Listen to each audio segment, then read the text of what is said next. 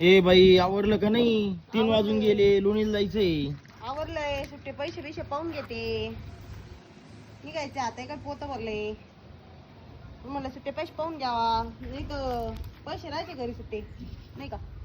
चल ये पोत, पुढचं पोत लगेच पोच करतो मी तुला थोड्या वेळात. 10 एक जुड्या राहिले का मला फोन करायचा. हा 10 आणि 15 15-20 का 10 राहिले फोन करशील.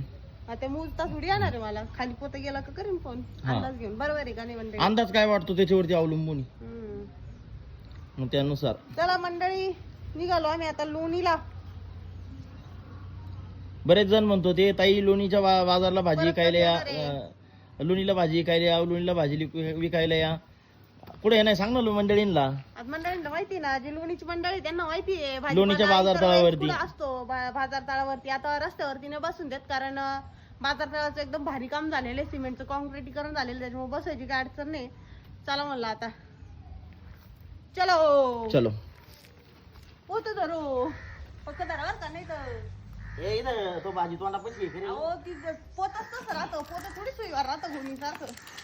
ती तसंच बांधावं लागत. पलीकडून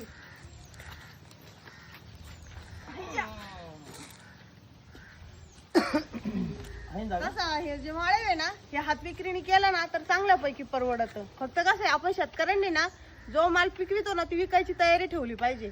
शेतकऱ्याला पिकवता लय भारी होतं, पण विकायला टाइमच भेटत नाही. हा टाइम आपण काढला पाहिजे, आपल्याला खरंच भाजीपाला परवडत. आता काही मंडळी म्हणते निच्या मेथीच्या भाजीला भाव भेटला म्हणून ट्याव करते. खरं नाही खोटं नाही सांगत मंडळी. ही भाजी जर विकायला जर हात विक्रीने विकली ना, अजून याच्यापेक्षा चांगली परवडती.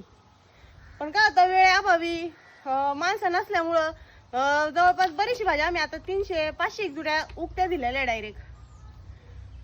माणसं भेटत नाही ना. माणसं भेटत नाही, घरचे माणसं